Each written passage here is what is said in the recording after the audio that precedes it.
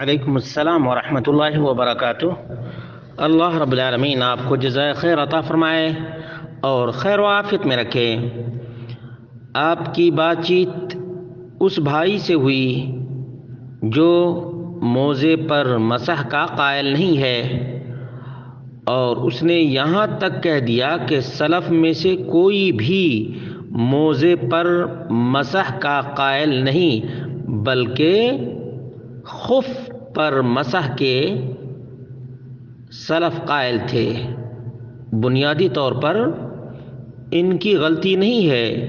جو موزے پر مسح کے منکر ہیں، بلکہ ان علماء کی غلطی ہے جو لوگ امام ابو حنیفہ کی صحیح اور ثابت بات کو چھپاتے ہیں، لوگوں کے سامنے بیان نہیں کرتے۔ اس کی دلیل کیا ہے کہ امام ابو حنیفہ خود آخری وقت میں اس بیماری کی حالت میں جس میں ان کی وفات ہوئی تھی، انہوں نے اپنے پہلے مسئلہ سے رجوع کر لیا تھا اور موزے پہ مسح کے قائل ہو گئے تھے، بلکہ انہوں نے مسح کر کے دکھایا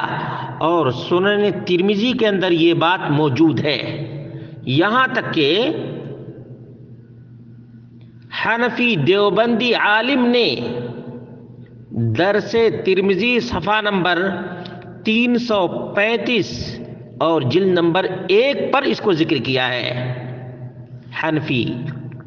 دیوبندی عالم نے اس کو ذکر کیا ہے، لیکن عام طور پر دیوبندی اس بات کو چھپاتے ہیں۔ اسی وجہ سے اس بھائی نے آپ سے حجت بازی کی ہے اور کہا کہ چمڑے کے خف پر مسح کر سکتے ہیں، لیکن کپڑے یا اون یا نیلون کے موزے پر مسح نہیں کر سکتے، حالانکہ مسح کرنا بالکل درست اور جائز ہے، چاہے چمڑے کا موزہ ہو، خف ہو، یا اون کا ہو یا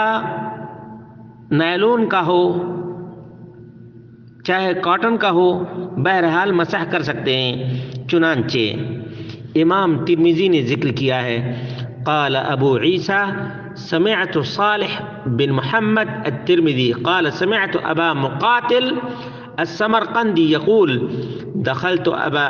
على ابی حنیفہ فی مرضه الذي مات فيه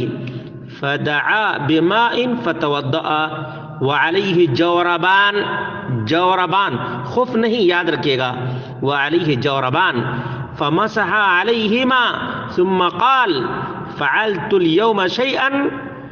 لم أكن أفعله مسحت على الجوربين وهما غير منعلين۔ امام ابو عیسیٰ کہتے ہیں کہ میں نے صالح بن محمد الترمذی کو کہتے ہوئے سنا، وہ بیان کر رہے تھے کہ میں نے ابو مقاتل سمرقندی کو کہتے ہوئے سنا کہ میں ابو حنیفہ کے پاس ان کی تیمارداری کے لیے گیا تو آپ نے پانی منگوا کر وضو کیا، پاؤں پر جرابیں تھیں، موزے تھے، تو آپ نے ان پر مسح کیا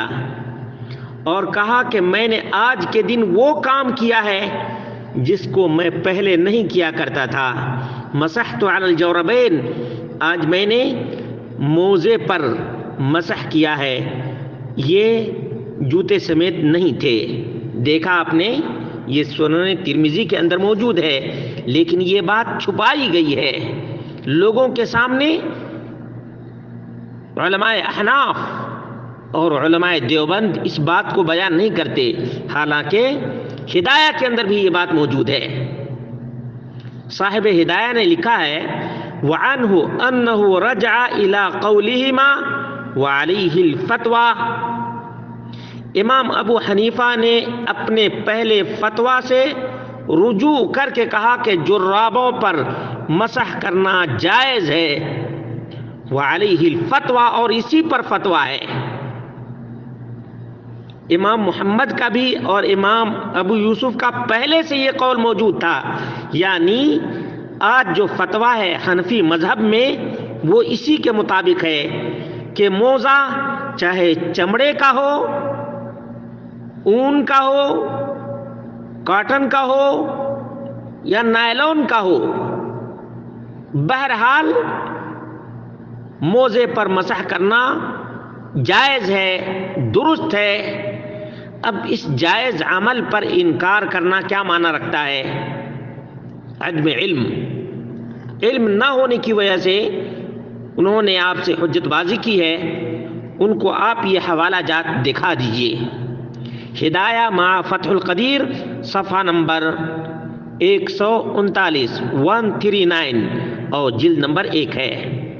ہدایہ آپ جانتے ہیں معروف مشہور کتاب ہے، بلکہ اکثر علماء دیوبند اور عموماً علماء احناف چاہے بریلوی ہو یا دیوبندی ہو ہدایہ کا حوالہ اپنے فتاوی جات میں ضرور دیتے ہیں، اس لیے ان سے کہہ دیجیے گا ہدایہ مع فتح القدیر صفحہ نمبر 139 139 جلد نمبر 1 پر یہ بات موجود ہے، اور اس بات کو